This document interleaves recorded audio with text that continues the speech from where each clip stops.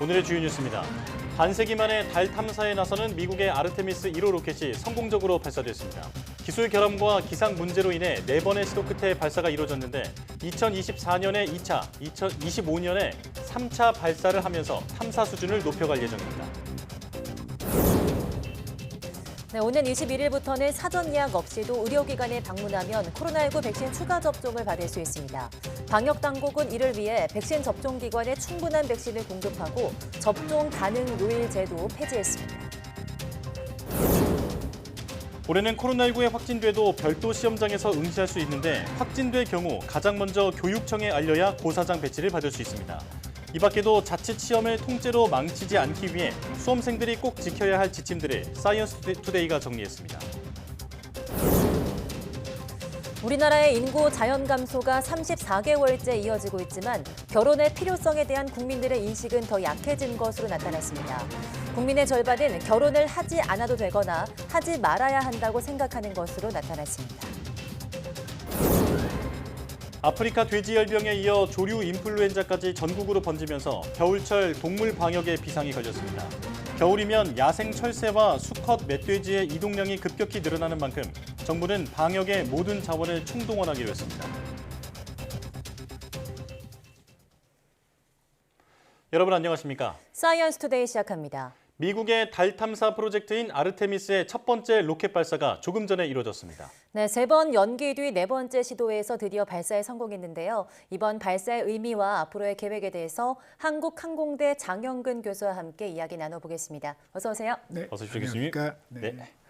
자, 본격적인 질문에 앞서서 오늘 발사가 정말 우여곡절 끝에 이루어지는 거잖아요. 네. 교수님께서는 어떻게 보셨는지 소회부터 좀 듣고 싶습니다. 뭐 일단은 제가 오랜 동안 예. 이게 발사체 옛날 나로호서부터 뭐 누리호 많은 그때마다 이렇게 TV에서 설명도 해드리고 네. 해설을 했는데 그리고 뭐 해외 발사장도 많이 다녔고요. 근데 또 이런 식으로 좀 오류가 생겨서 또 지연되고 네. 뭐 이런 경우가 이렇게 흔치 않은 경우예요. 아, 네. 그러니까 특히 이제 플로리다는 제가 미국에서 있을 때 실질적으로 우주왕복선 발사를 보러 갔었는데 네.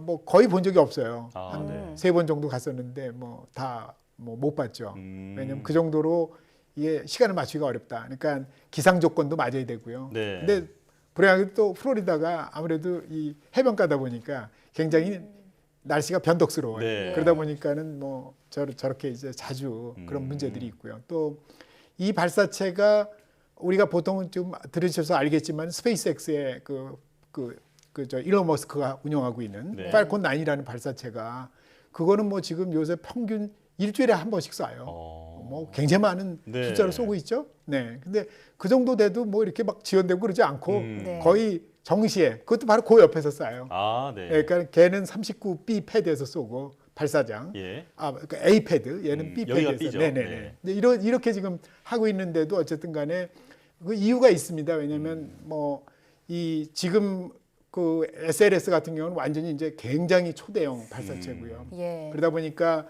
또 그 추진제 연료 산화제가 얘는 액체 수소 산소를 써요. 예. 그러면 이제 성능이 훨씬 우수하거든요. 근데 팔콘 9은 옛날 그 등유, 그러니까 로켓 등유를 쓰고 액체 산소를 씁니다. 그러니까 추진제 조합이 다른 거죠. 연료 산화제가. 그래서 네. 그런 면에서 실질적으로 이제 여러 가지 뭐 기술적 조건에서도 어려움이 많다. 그건 사실이고요. 그렇기 때문에 우리가 뭐 지난번에도 뭐 액체 수소 연료를 넣다가 뭐 누출이 되거나 예. 또는 뭐 또 이렇게 수소나 산소라는 건 원래 기체지 않습니까? 예. 근데 그게 액체가 되려면 수소 같은 경우는 영하 253도씨까지 내려야 됩니다. 네. 그리고 산소 같은 경우는 마이너스 183도씨까지 네. 내려야 되고 그러면 굉장히 낮은 온도잖아요. 그러니까요. 그러면 얘가 실질적으로 처음에 시작할 때 주입을 할 때 그냥 주입을 못 해요. 그러니까 대부분 다 프로펠란트 이게 공급 선이라든가 그 엔진을 미리 냉각을 시켜줘야 됩니다. 아, 갑자기 네. 253도씨가 많이 들어가면 안 필요하군요. 되니까. 그렇죠. 예. 그래서 초기에는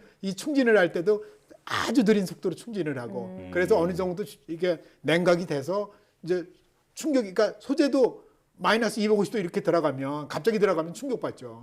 이제 그런 식으로 이제 굉장히 이제 복잡한 예. 구조로 돼 있다. 네, 그러다 네. 보니까 이제 여러 가지 기술적 문제가 발생을 했었다 이렇게 보시면 되겠습니다. 네, 네. 교수님 오늘 또 발사 이야기도 나눠봐야 될 것 같은데요. 원래 3시 4분에 발사가 예정됐다가 30분 연기가 됐고 47분쯤에 발사를 네. 했습니다.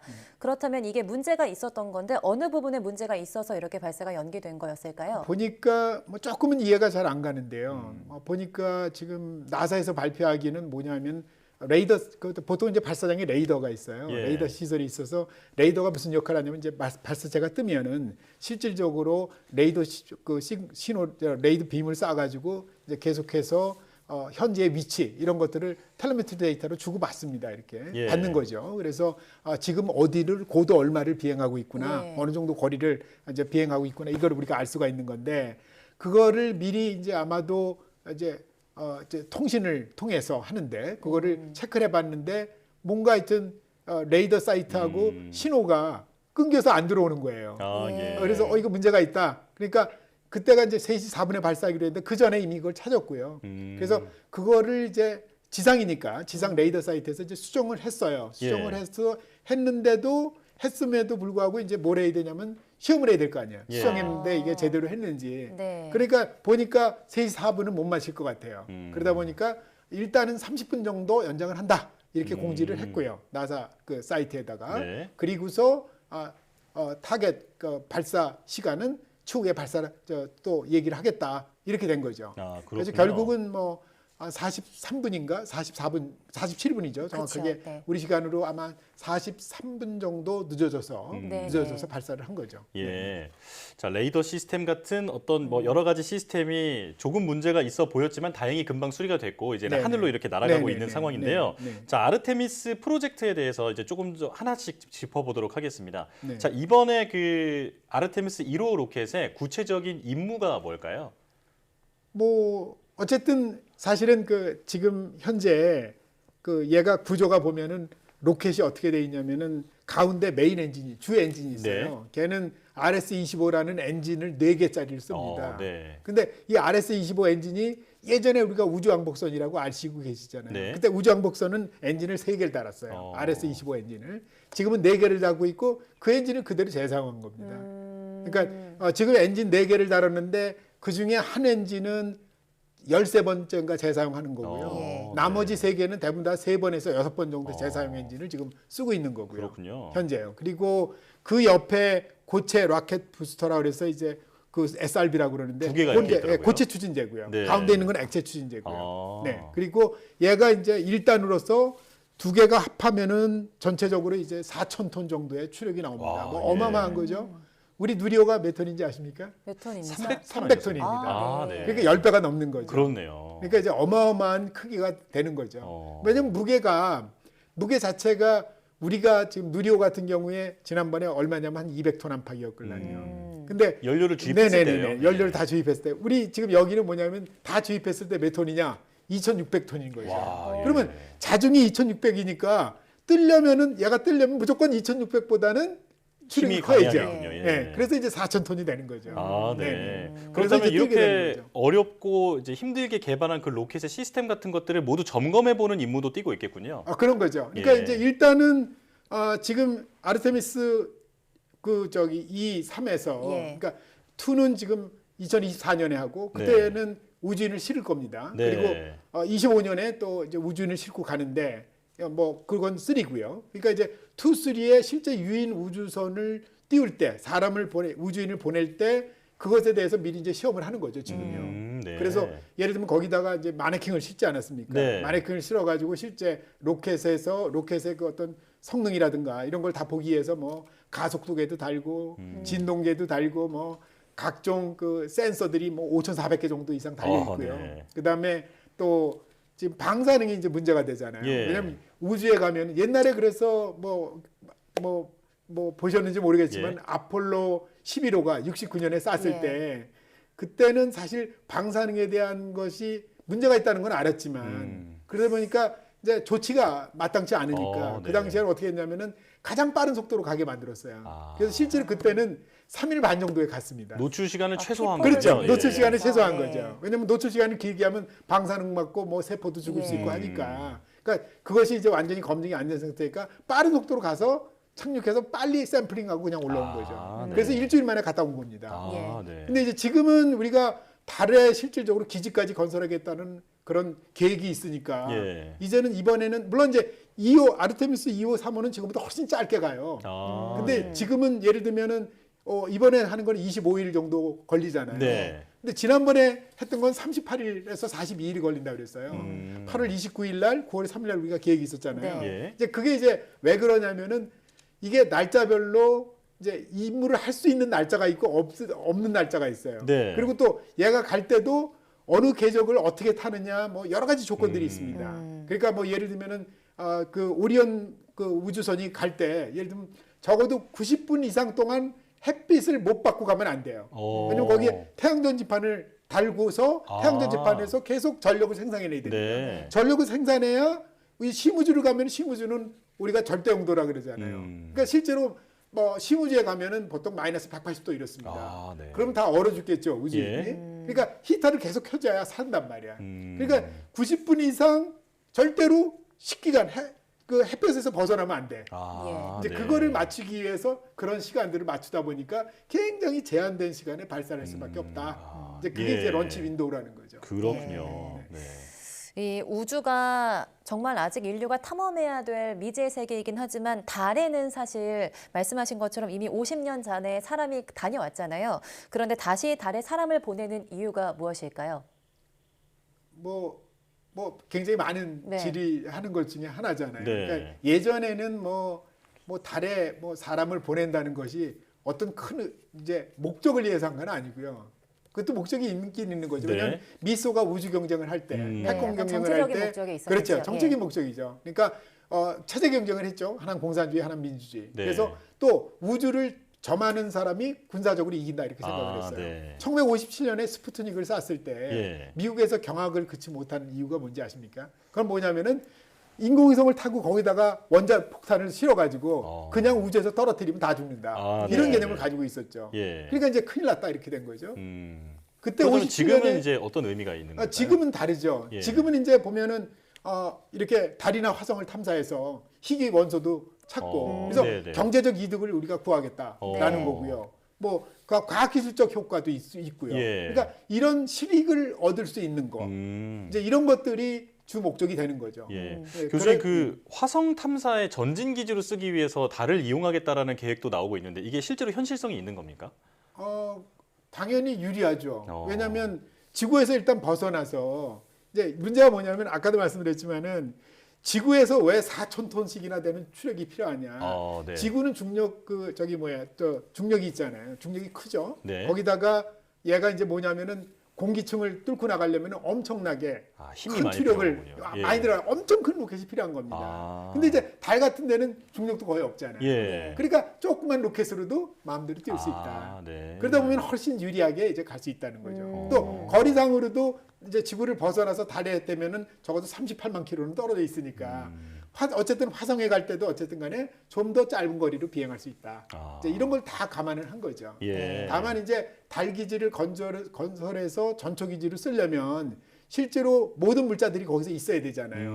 그러니까 예를 들면 이런 거거든요. 제가 한 가지 설명을 드리면 실제로 앞으로는 화성 탐사를 쓸 수 있는 게 뭐냐면 지금 SLS보다 더 큰 로켓이 나와요. 그게 그런가요? 뭐냐면 예. 스페이스X에서 개발하고 있는 스타쉽이라는 겁니다. 예. 그러니까 스타쉽이 걔는 또 연료가 뭐냐? 이게 액체 수소가 아니고 뭘 쓰냐면 그 액체 메탄을 써요. 새로운 연료군요. 네, 새로운 연료. 그러니까 보통 로켓에 쓰기도 하는데요. 최근에. 네. 그러니까 이걸 왜 쓰느냐? 왜냐하면은 달에 메탄은 있어요. 그러니까 달에서 예. 메탄 가스를 쓰겠다. 지금 이런 얘기입니다. 그렇군요. 네, 그래서 이제 그런 거를 다 계획을 하고 있는 거죠. 네. 예. 마지막으로 아까 말씀하셨듯이 다누리도 지금 달 궤도를 순항 중인데요. 다누리 임무 중에서 아르테미스 프로그램에 도움해주는 임무가 있습니다. 이 섀도우캠 관련 임무인데요. 이 부분도 설명을 좀 부탁드립니다. 지금 우리가 그 달 착륙을 할 때 이제 하고 있는 게 지금 달 남극을 지금 착륙을 할 계획이에요. 왜냐면 달 남극은 1년이 가도 물론 이제 달의 1년이죠. 네. 햇빛이 들지 않아요. 그래서 영구 음영 지역이라고 그래요. 예. 그 얘기 무슨 얘기냐면 달 남극은 항상 이제 얼음 덩어리로 돼 있는 거죠. 그러니까 물을 찾기는 쉽지 않아도 얼음은 이제 고추 덩어리니까 네. 찾기가 좀 수월하죠. 그래서 이제 얼음을 찾고자 지금 이제 하는 거죠. 그래서 아마 이제 그게 가장 큰 목적 중에 하나가 되는 거죠. 그래서 예. 섀도우캠이라는 게 뭐냐면 지금 우리가 했던 게 뭐 사실 섀도우캠만 있는 게 아니고 여러 나라가 또 여러 기업들이 요새 뉴스페이스라 그래서 많은 기업들이 네. 달 탐사를 하고 있어요. 예. 그러니까 유인은 아니죠. 유인은 돈이 워낙에 많이 들어가니까 대부분 자 무인 달 탐사로 궤도선이나 이제 착륙선을 보내고 있습니다. 그럼 걔네들 중에서도 벌써 우리만 있는 게 아니고 달 남극을 촬영을 해서 적절한 착륙지가 어디냐. 왜냐면 착륙을 할 때 뭐 엄청난 바위 덩어리가 있는데 착륙하면 안 되잖아. 그렇죠. 그러니까 이제 그런 걸 찾는데 섀도우캠만 아니고 적어도 10개 이상의 달 궤도선이 지금 그걸 조사하고 있습니다. 그렇군요. 네네. 네.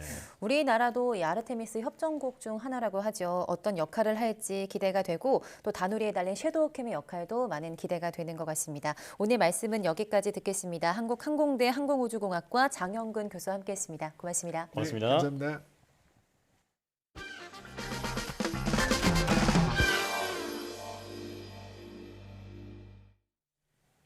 어느덧 가을이 깊어졌는데요. 우리가 흔히 가을을 탄다고 하는데 그게 과학적으로 근거가 있는 얘기일까요? 가을이면 왠지 감성적으로 변하고 약간은 우울하며 때론 이유 없이 눈물까지 흘리는 증상, 이른바 가을을 타는 경험입니다. 네, 그런 변화의 핵심은 바로 세로토닌이라는 호르몬이라고 합니다. 오늘 과톡에서는 가을을 타는 이유와 특히 가을 여자보다 가을 남자들이 왜 더 많은지를 과학적으로 알아보겠습니다. 함께 가보시죠.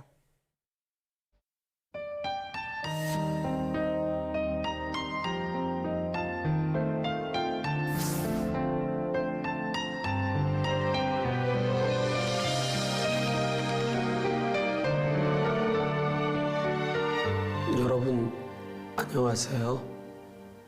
어느덧 가을이네요. 이렇게 떨어지는 낙엽들을 보니까 오늘은 이 계절에 맞춰서 가을과 관련된 실험 이야기를 해볼까 해요.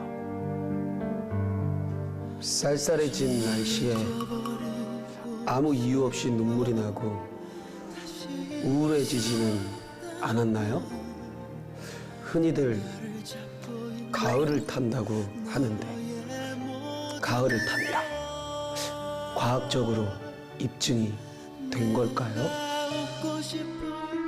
흔히 말하는 가을 탄다는 이야기. 여기에 과학적인 이유가 있다면 믿으시겠습니까? 우리가 가을을 탄다고 할 때 느끼는 대표적인 증상. 우울하고요. 밤에 잠도 안 오고요. 아무런 의욕도 없고 기분이 계속 다운돼요. 이러한 증상이 나타나는 이유는 바로 호르몬 변화 때문입니다. 우리 몸에는 행복과 안정감을 느끼게 하는 호르몬 세로토닌이 있는데요. 이 세로토닌은 햇빛을 받아 생성이 됩니다. 하지만 가을이 되면 낮이 짧아지고 밤이 길어져서 일조량이 줄어들게 되는데요. 이 때문에 세로토닌의 분비가 적어져 무력감과 우울감을 느끼게 되는 거죠. 저는 밤에 잠도 안 오는데 그건 왜 그러는 건데요? 이것도 이유가 있습니다. 세로토닌은 해가 지면 수면 주기와 생체 리듬을 조절해주는 멜라토닌으로 변화해 수면에 도움을 주는데요. 가을엔 세로토닌의 분비가 적어지기 때문에 덩달아 멜라토닌 분비량에도 영향이 미치게 되고 결국 수면 장애로 이어지는 경우가 있는 겁니다. 그리고 여성보다 남성들이 가을을 더 많이 탄다는 이야기도 있는데요. 이 또한 일조량과 관련이 있습니다. 햇빛을 받으면 생기는 비타민 D. 이 비타민 D가 떨어지면 남성 호르몬인 테스토스테론 분비도 감소하는 것으로 나타났습니다. 그래서 남성들이 상대적으로 더 깊은 무력감에 빠질 수 있는 거죠. 그래서 가을일수록 햇빛을 자주 받고 야외 활동을 자주 하는 것이 우울감 극복에 큰 도움이 된다고 하네요. 여러분, 햇빛 많이 보세요. 참, 가을이 더 쓸쓸하게 다가온 이유는요. 제가 이별을 했기 때문이에요.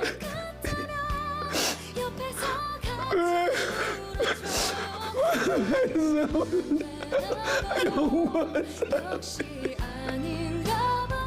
2018년 미국 미주리 대학교. 셀리나, 보고 싶어.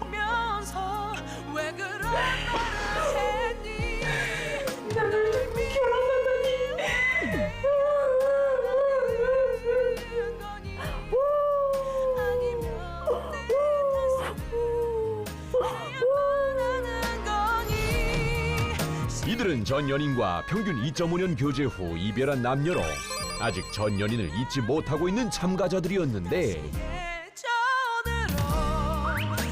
연구진은 이러한 참가자 24명을 세 그룹으로 나누어 실험을 진행했다.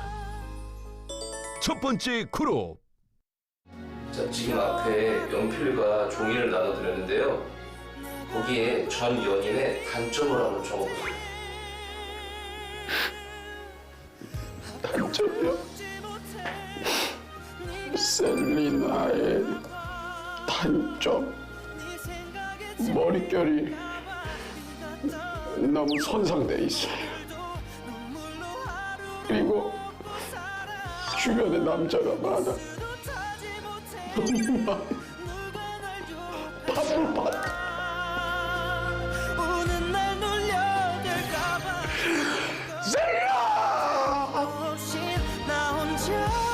첫 번째 그룹은 전 연인을 부정적으로 평가하는 것이었는데 두 번째 그룹. 괜찮아. I love myself. 괜찮아. 두 번째 그룹은 자신의 감정을 솔직히 받아들이고 나는 이제 다른 사람을 사랑해도 괜찮다. 라는 특정 문장을 읽도록 했다. 세 번째 그룹.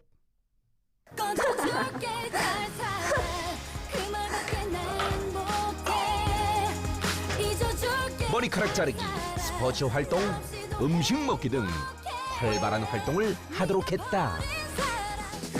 연구팀은 그 후 활동을 끝낸 참가자들을 다시 모은 뒤 그들에게 전 연인의 사진을 보여주며 뇌파 검사를 진행했는데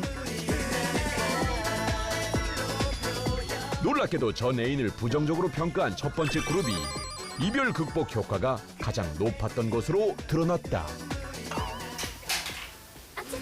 하루에 한 번 전 연인의 부정적인 면을 적는 것이 이별 극복에 도움이 됩니다.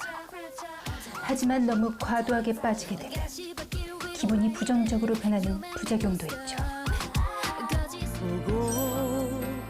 또한 연구진은 사람에 따라 자신에게 맞는 이별 극복 방법이 따로 있을 수 있어 실험 결과가 절대적인 기준이 아니라는 사실도 강조했다.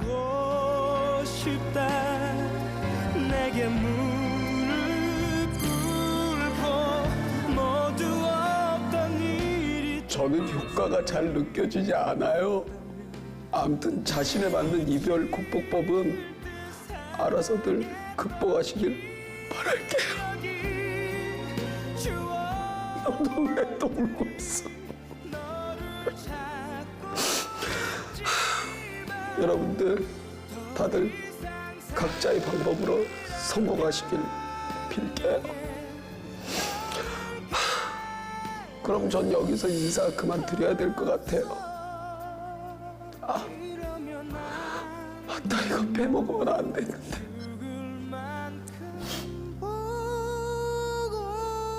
이번 주 핫 이슈? 이번 주 핫 이슈. 지금 여러분이 이 방송을 보고 있는 순간에도 대한민국의 수많은 과학자들은 우리 삶을 바꿀 다양한 기술들을 계속 개발하고 있는데요. 그중에서도 국가 발전을 견인해온 과학기술들을 선정. 과학기술인들의 자긍심을 고취하고 국민의 이해와 관심을 제고하도록 돕는 국가연구개발 우수성과 백선이 발표되었습니다. 우수성과 백선은 지난 2006년부터 매년 시행되어 온 과제로 정부 지원을 받아 수행한 약 7만 5천여 연구개발 과제 중 총 852건을 1차 선별한 뒤 선정평가위원회에서 질적 우수성 평가, 마지막으로 대국민 공개 검증을 거쳐 최종 선정하는데요. 그렇다면 어떤 기술들이 선정됐는지 살짝 살펴볼까요? 오늘 오전 충북 괴산에서 지진이 발생했습니다. 올해 한반도에서 발생한 지진 가운데 가장 강력한 규모인데요. 한반도에서도 규모 5.0 이상 중급 지진이 일어날 가능성이 높다는 관측이 나오고 있습니다. 언제 찾아올지 모르는 자연재해. 이러한 위험에서 국민을 지켜줄 내진 자재 H영강을 개발한 연구부터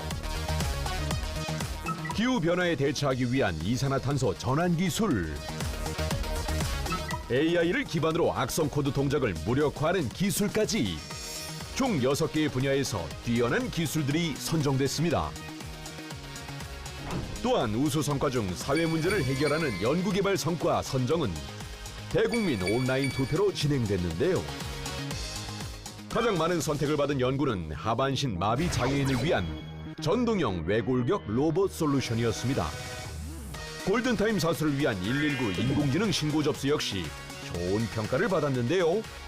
사회 문제를 해결하고 미래를 열어가는 과학기술. 앞으로도 이러한 연구개발이 계속되길 바라봅니다.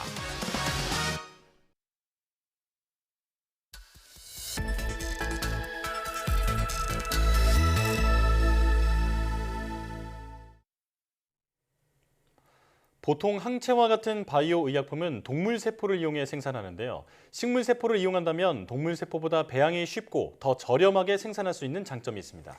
네, 오늘 바이오 위클리에서는 백신이나 항체 치료제를 동물이 아닌 식물에서 생산할 수 있는 식물 시스템을 개발한 최성화 지플러스 생명과학 대표이사, 또 이 회사를 취재한 이성규 기자 두 분과 함께 자세한 내용 알아보겠습니다. 어서 오세요. 안녕하세요. 자, 먼저 대표님께 질문 드리겠습니다.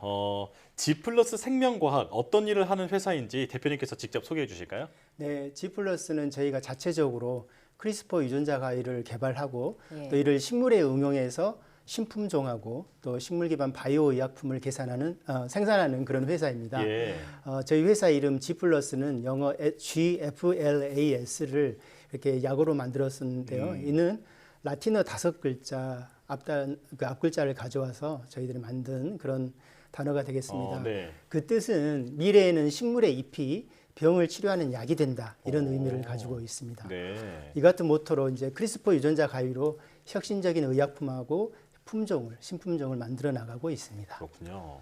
이제 식물에서 뭐 이렇게 항체 치료제나 백신과 같은 바이오 약품을 생산한다, 이런 개념인 거잖아요. 네. 근데 식물에서 이런 바이오 약품을 생산하는 게 약간 좀 다소 낯설기도 한데 네. 이 식물 공장의 플랫폼 시스템 어떤 건지 좀 설명 좀 해주시죠. 네. 현재 국내의 단백질 기반의 바이오 의약품 생산 업체는 중국 햄스터 난소 세포라고 CHO 세포를 활용해서 생산을 하고 있습니다. 동물 세포를 그렇게 수십만 리터씩 대량 배양해서 이렇게 생산하다 보니까 가끔 예기치 못한 오염이나 또 환경 문제를 일으킬 수도 있습니다. 예. 그렇지만 식물을 이용해 바이오 의약품을 생산할 경우에는 식물은 탄소를 고정하기 때문에 탄소 중립성뿐 아니라 유독 폐기물 최소화를 할 수 있고 여러 가지 ES적인 관점에서 환경적인 이점이 있습니다. 또 동물 세포보다 더 저렴하게 대량의 단백질 의약품을 생산할 수 있습니다. 미국이나 캐나다는 이미 식물 기반 바이오 의약품을 기술을 개발해서 상용화에 성공했습니다. 그렇군요. 네. 이성규 기자가 현장에서 바이오 의약품 생산 시스템을 취재하고 왔는데요. 이 시스템이 어떻게 만들어진 것인지 현장 인터뷰 보고 질문 이어가겠습니다. 근데 이 단백질 식물에서 우리가 이제 뭐 치료용 단백질 이렇게 뭐 항체나 백신을 만들어서 그 단백질을 인간에 적용할 때는 어떤 문제가 있다고 제가 알고 있어요. 그래서 어떤 문제가 있고 그걸 또 극복하기 위해서 어떻게 했는지 좀 설명해 주시죠.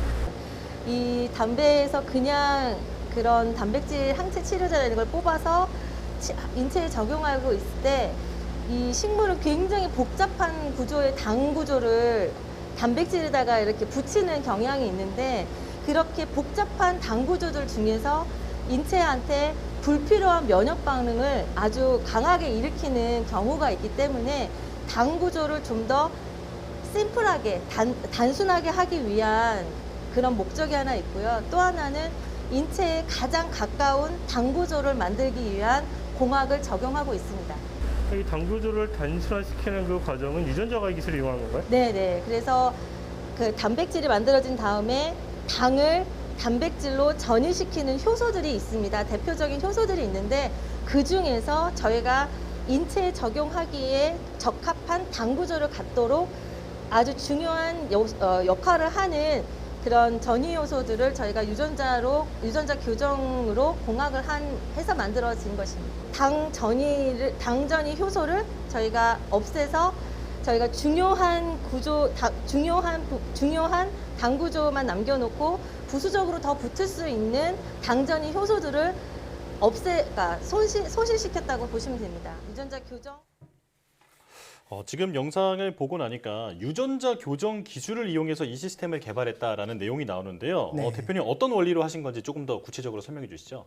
저희 당전이 효소들이 결국은 DNA 유전자입니다. 네. 그 유전자를 없애는 것이 이제 필요하기 때문에 저희가 이제 유전자 가위를 잘 디자인해서 그러한 유전자들만 제거를 시켰다고 이렇게 볼 수가 있습니다. 예. 그런 다음에 아주 그냥 새로운 식물체를 만들었습니다. 그래서 그 식물체를 이용해서 이제 저희들이 단백질을 만들게 되는 것입니다.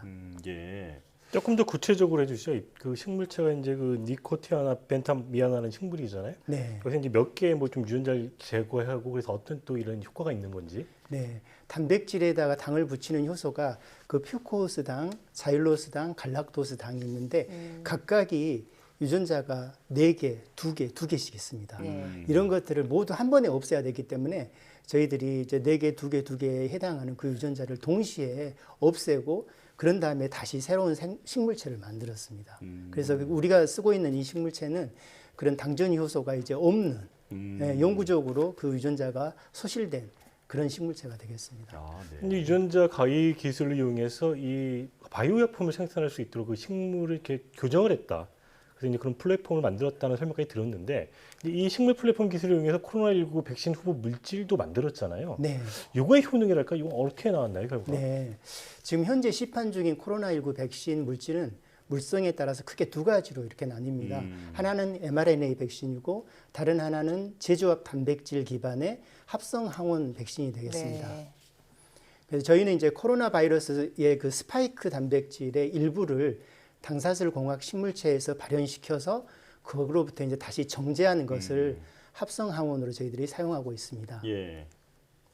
저희들이 이제 그 실험을 이제 FRNT라고 하는 실험을 해봤는데요. 네. 그 실험을 해봤을 때 중화항체 역가가 약 6,400 정도 나왔습니다. 네. 그런데 이러한 비슷한 실험을 다른 나라에서 그걸 했었을 때 곤충세포로 가지고 만든 단백질 가지고 했는데 그 결과하고 비교해 보면은 한 2배 이상 저희들이 식물에서 만든 것이 중화항체 역가가 좋게 나왔습니다. 네. 이 식물 시스템 플랫폼, 그러니까 이게 플랫폼 기술이다 보니까 다른 백신 개발에도 활용될 수 있을 것 같은데요. 네. 현재 진행되고 있는 백신이 있을까요? 네. 저희 이제 식물 기반 바이오 의약품 생산 기술은 일단 기술이 준비만 되면 여러 가지 다양한 단백질을 만들 수 있습니다. 다양한 단백질이라는 것은 결국은 다양한 백신이 될 수가 있습니다. 그래서 저희는 코로나19 백신 후보 물질뿐 아니라 SFTS라고 하는 상당히 위험한 국가적으로 중요한 인수 공통 감염병이 있는데 이것에 대한 백신 후보 물질을 대량 생산하는 기술을 지금 현재 의대 팀들하고 같이 개발하고 있습니다. 그렇군요. 이제 방금 말씀하신 건 이제 백신 쪽에 어떻게 응용되고 있는지 설명해 주셨는데 사실 이제 바이오 의약품 안에는 뭐 항체랄까 이런 것도 있잖아요. 네. 이런 의약품 쪽에서는 어떤 연구가 지금 진행되고 있나요? 네, 저희들이 지금 트라스주맙이라고 하는 항체 의약품을 개발하고 있습니다.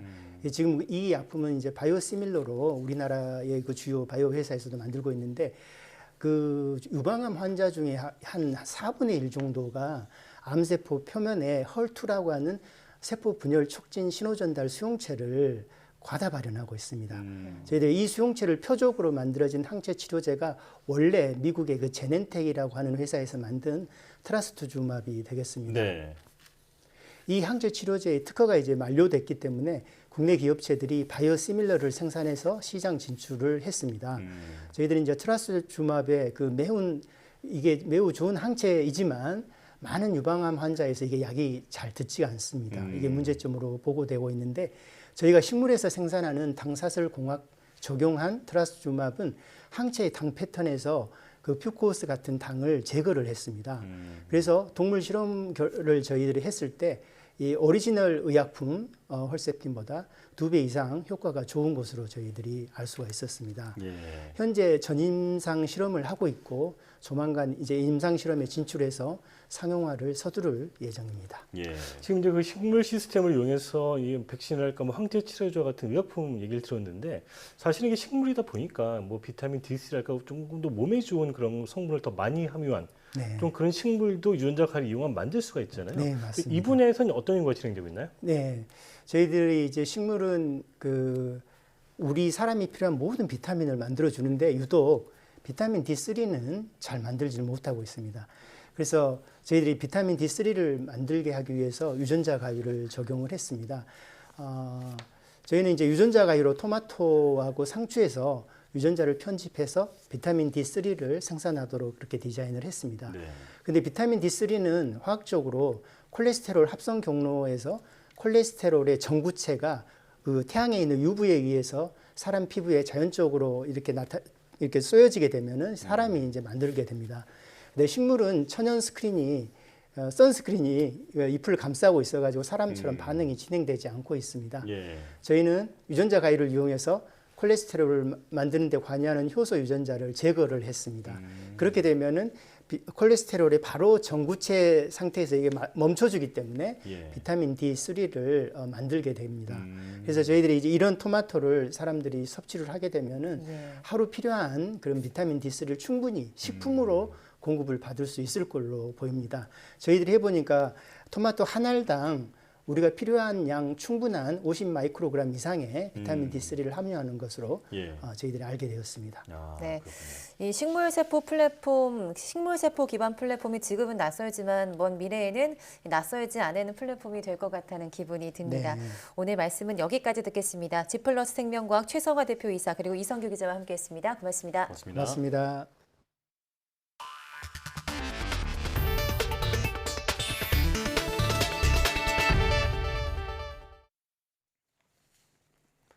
오는 21일부터는 사전 예약 없이도 의료기관에 방문하면 코로나19 백신 추가 접종을 받을 수 있습니다. 중앙방역대책본부는 접종기관에 충분한 백신을 공급해 오는 21일부터는 예약 없이 내원해도 백신을 접종할 수 있다고 밝혔습니다. 또 의료기관의 접종 가능 일수를 확대하기 위해 지난해 11월부터 백신 폐기 최소화를 위해 시행한 접종기관 요일제를 16일부터 폐지했습니다. 접종률 제고를 위해서는 접종 시 유급휴가 또는 병가 사용을 권장했습니다. 올해는 코로나19에 확진된 수험생도 특별히 마련된 안전한 시험장에서 시험을 볼 수 있습니다. 네, 수능 수험생들이 꼭 기억해야 할 것들이 있는데 사소하게 보이지만 자칫 시험을 망칠 수 있으니 잘 알아두시는 것이 좋겠습니다. 수험생 주의점을 김연아 기자가 알려드립니다.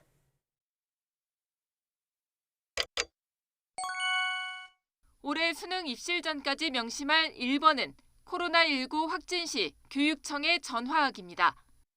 별도 고사장을 배정받으면 위치를 확인하고 수능 당일 자차로 이동해야 하는데 필요하다면 교육청을 통해 각 구청에서 이동수단도 지원받을 수 있습니다. 두 번째는 준비물 확인입니다. 반입 금지 물품인 휴대전화, 스마트워치 등 전자기기, 전자사전, MP3 플레이어와 블루투스 이어폰은 물론 화면에 디지털로 숫자가 표기되는 모든 시계는 가져갈 수 없습니다. 가져갔다가 시험 전 감독관에게 제출하거나 전원을 꺼놓으면 되겠거니 생각할 수도 있지만 시험 직전엔 긴장 때문에 깜빡할 수 있으니 위험 요인은 만들지 않는 게 좋습니다. 신분증과 수험표는 반드시 챙겨야 합니다. 수험표를 잃어버려도 당일 비상 발급이 가능하긴 하지만 평정심을 잃어버린 뒤일 수 있습니다. 개인 샤프나 연습장, 볼펜 등은 시험 중에 적발되면 압수됩니다. 아예 처음부터 컴퓨터용 사인펜과 흰색 수정 테이프, 연필, 시험장에서 나눠주는 샤프에 넣을 샤프심, 아날로그 시계만 챙겨가서 사용하는 게 좋습니다. 세 번째는 시험 규칙 명심하기입니다. 지난해 적발된 부정행위 1위는 시험 시간 종료 뒤 답안지 작성입니다. 답안지를 1초 더 붙잡았다가 0점 처리된 안타까운 사례가 30%가 넘습니다. 또 4교시 탐구 영역에서 1선택과 2선택 과목 문제지를 동시에 올려놓거나 1선택 과목 시간에 2선택 과목부터 풀면 부정행위가 된다는 점도 명심해야 합니다. YTN 김현아입니다. 강원도 원주 산란계 농장에서 고병원성이 의심되는 조류 인플루엔자가 발생했습니다. 네, 아프리카 돼지열병 확산에 이어서 조류 인플루엔자까지 전국으로 번지면서 겨울철 동물 방역에 비상이 걸렸습니다. 홍성욱 기자입니다. 강원도 원주 산란계 농장. 방역복을 입은 사람들이 농장 안으로 들어갑니다. 7만 마리 넘게 키우는 농장에서 닭이 죽기 시작한 건 지난 13일. 이후 이틀간 600마리 넘게 폐사했고 시료를 채취해 조사하자 조류 인플루엔자 AI 바이러스 H5형 양성이 확인됐습니다. 폐사율 100%에 달하는 고병원성 여부 확인까지는 하루에서 최대 사흘 정도 시간이 걸리는 상황. 조류 인플루엔자가 발생한 농장 앞입니다. 외부의 출입이 완전히 통제돼 있는데요. 강원 지역에서 아프리카 돼지 열병에 이어 조류 인플루엔자까지 농장 감염이 확인되면서 방역에 초비상이 걸렸습니다. 방역 당국은 농장에서 키우는 닭 7만여 마리를 모두 매물 처분하기로 결정했습니다. 해당 농장 반경 10km 이내 산란계와 육계, 오리 농장 등 400여 곳이 밀집된 상황. 야생 조류는 물론 농장을 드나든 사료 차량과 사람도 많아 추가 확산 우려도 큽니다. 철새 가능성이 있고 아니면 철새 지나갔던 데는 어떤 차량이 거기 잠깐 들렀다가 비농장에 오거나 약간 그런 상황일 수도 있고요. 올해 첫 조류 인플루엔자는 지난달 10일 야생 조류에서 검출됐습니다. 지난해보다 2주가량 빠릅니다. 이어 경북 예천과 충북 진천, 청주에서 농장 감염이 확인됐고 강원도 원주까지 올라왔습니다. 강원 지역은 지난 9일 철원에서 아프리카 돼지열병 농장 감염까지 확인된 상황. 정부는 가축 감염병 확산이 엄중한 상황이라며 방역의 모든 자원을 총동원하기로 했습니다. 확산 가능성이 높은 엄중한 시기인 만큼 각 지자체에서는 지역 온정주의에 얽매여서 형식적으로 농장 점검을 추진하지 말고 경각심을 가지고 업무에 임해 주시기 바랍니다. 겨울이 되면 야생 철새와 수컷 멧돼지의 이동량이 급격히 늘어납니다. 아프리카 돼지 열병에 이어 조류 인플루엔자까지 확산하면서 가축 방역에 빨간불이 켜졌습니다. YTN 홍석입니다. 우리나라의 인구 감소가 심각한 문제로 떠올랐지만 국민 절반은 결혼하지 않아도 좋다거나 하지 말아야 한다고 생각하는 것으로 나타났습니다. 네, 작은 문제가 결혼을 꺼리는 이유 가운데 첫 손으로 꼽혔습니다. 조태현 기자가 보도합니다. 지난 8월 새로 태어난 출생아는 2만 명대 초반에 그쳤습니다. 반대로 세상을 떠난 사람은 3만 명으로 집계됐습니다. 인구가 한 달 동안 8천 명 넘게 줄어든 겁니다. 벌써 34개월 연속 인구 자연 감소입니다. 인구 감소가 심각한 사회 문제가 됐지만 결혼에 대한 인식은 갈수록 악화하고 있습니다. 결혼을 꼭 해야 한다거나 하는 것이 좋다고 생각하는 국민은 전체의 50%에 그쳤습니다. 2년 전 조사 때보다 1.2%포인트 낮아졌습니다. 반대로 결혼하지 않아도 좋다는 응답은 비중이 갈수록 커지고 있습니다. 결혼을 부정적으로 보는 가장 큰 이유는 역시 돈이었습니다. 결혼 자금이 부족하다는 이유가 28.7%로 가장 많았고 고용 불안정과 결혼의 필요성을 느끼지 못한다는 점 등이 뒤를 이었습니다. 결혼을 해야 한다는 추세는 전반적으로 감소세이며 2008년 68%에서 2022년 50.0%로 감소를 했습니다. 일반적으로 결혼과 출산에 대한 상관관계가 높은 것을 보아 최근 저출산에도 영향을 미치고 있는 것으로 판단됩니다.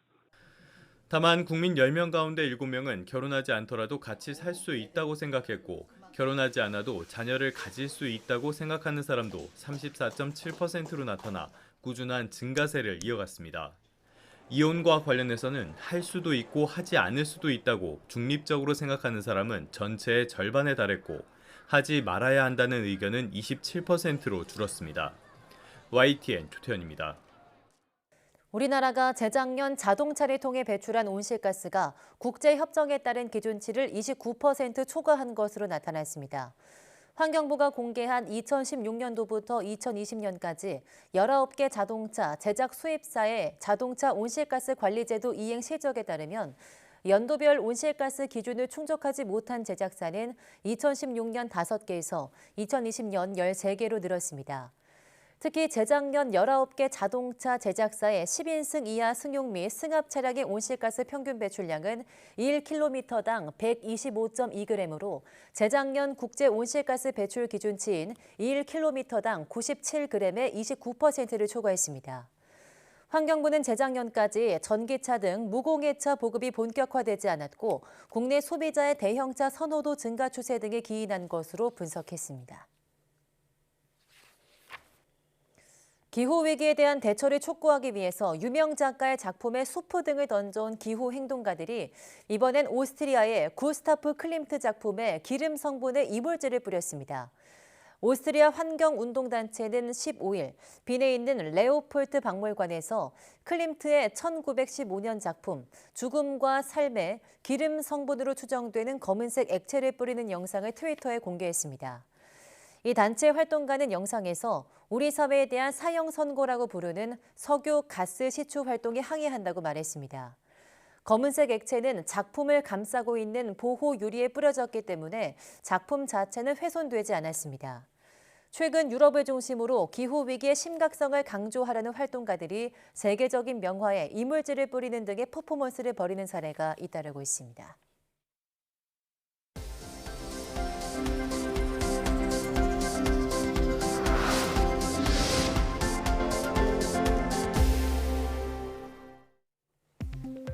국내 연구진이 자폐 스펙트럼 장애 환자에게서 특이하게 나타나는 유전자에 의한 세포 특이적 분자 네트워크를 발견했습니다. 대구 경북과학기술원 김민식 교수팀은 자폐 스펙트럼 장애 생쥐 모델을 활용해 정량 단백체와 대사체의 통합 분석 후 기존 환자 빅데이터와 비교한 결과 흥분성 뉴런에서 물질 대사와 시냅스 등의 네트워크 문제가 발생함을 확인했다고 밝혔습니다. 연구팀은 이번 연구 결과로 자폐 스펙트럼 장애 치료를 위한 표적 네트워크를 발굴하는 데 도움이 될 수 있다고 설명했습니다. 양자 컴퓨터로도 풀 수 없는 완전한 암호 체계로 알려진 양자 내성 암호 대표 문제 공략 전 과정이 세계 최초로 증명됐습니다. 한국전자통신연구원은 국제공동연구진과 함께 양자 컴퓨터를 이용해 격자 기반 양자 내성 암호의 기반 문제인 이진 선형 잡음 문제 공략 조건을 증명해냈다고 밝혔습니다. 연구진은 양자 샘플의 생성과 활용을 단순히 가정했던 기존 연구와 달리 각기 다른 인코딩 방법을 사용해 양자 샘플 실제 구성부터 주된 알고리즘 계산에 이르기까지 공략 전 과정을 양자 컴퓨팅 관점에서 세계 최초로 최적화했다는 점에서 의미가 있다고 설명했습니다. 국내 연구진이 인간 뇌의 연산 방법을 모사해 효율적으로 데이터 처리가 가능한 인공 시냅스 트랜지스터를 개발했습니다. 카이스트 최신현 교수팀은 기존 낸드 플래시 메모리에 사용되는 구조를 이용하면서도 낮은 내구성을 개선해 높은 내구성과 신뢰성을 가진 인공 시냅스 트랜지스터를 개발했다고 밝혔습니다. 연구팀이 개발한 인공 시냅스 트랜지스터는 많은 데이터를 하나의 소자에 안정적으로 저장해 부가적인 회로 없이도 인공지능의 학습 정확도를 높일 수 있어 실시간 온라인 데이터 학습에 활용될 수 있을 것으로 기대됩니다. 논문 피인용수를 기준으로 선정하는 세계 상위 1% 연구자에 한국기관 소속 연구자 63명이 이름을 올렸습니다. 글로벌 정보 분석 서비스 기업 클레리베이트는 2011년 1월부터 2021년 12월까지 총 11년간 작성된 논문의 피인용 횟수를 기준으로 2022 세계에서 가장 영향력 있는 1% 연구자를 발표했습니다. 올해 명단에는 총 22개 분야에서 6,938명의 연구자가 선정됐으며 최대 배출 국가는 2,764명인 미국이며 중국과 영국, 독일이 뒤를 이었습니다. 올해 명단에 속한 한국기관 소속 연구자는 중복을 제외하고 총 63명이며 기관별로 보면 울산과학기술원이 10명으로 가장 많았고 서울대와 성균관대가 각각 9명으로 공동 2위를 기록했습니다.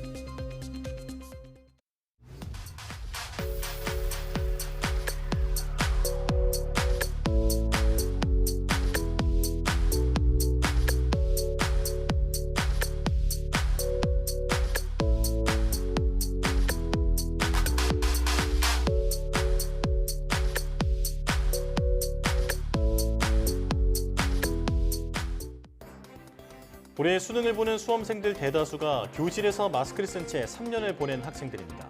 누구보다 어려운 여건 속에서 이어온 학업인 만큼 좋은 결과 있길 응원하겠습니다. 아울러 입실 완료 시간 전까지 시험장으로 가는 수험생들이 어려움이 없도록 많은 분들의 따뜻한 배려도 필요할 것 같습니다. 네, 뉴스 마칩니다. 함께해 주신 여러분 고맙습니다.